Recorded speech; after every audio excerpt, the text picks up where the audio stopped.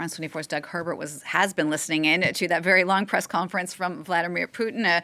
Doug, we heard there again just a moment ago, Putin is still very unapologetic, very assertive on the Russian invasion of Ukraine.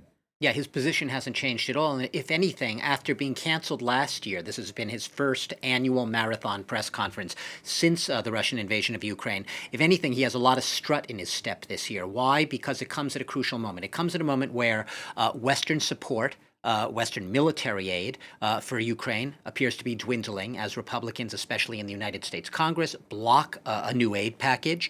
This, in Putin's view, validates what he's been saying all along, that the West is basically doesn't have the staying power, that it's weak and decadent, and ultimately that Putin and his forces, his army, will outlast the Western so-called resolve, the as long as it takes resolve, standing shoulder to shoulder with Ukraine. He's reiterated that. And his objectives, when I say nothing's changed in his position, yes, it was canceled last year, this press conference, right? This was the first time after a one-year hiatus it was being held again.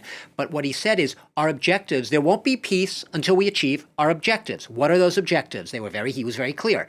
In regards to Ukraine, it's denazification, going back to what has become the staple of the false Kremlin narrative that somehow they're a neo-Nazi junta running Ukraine. So denazification, a word that we hadn't heard as much lately, but he's rehashed it this year in full force at this press conference. Demilitarization of Ukraine. Remember, it's not Russia that's been the aggressor here and attacked Ukraine and invaded Ukraine. No. It's Ukraine and the West at the U.S. and NATO's behest that basically attacked Russia, and also returning Ukraine to neutral status. He is unbending, unbowed. He says he's always open for talks, but he's only going to talk if the West is also willing to play ball and talk. Now, Doug, beyond the war in Ukraine, Putin also mentioned his relationships with Western nations. Yeah, he specifically was actually one of the French correspondent there asked him a question.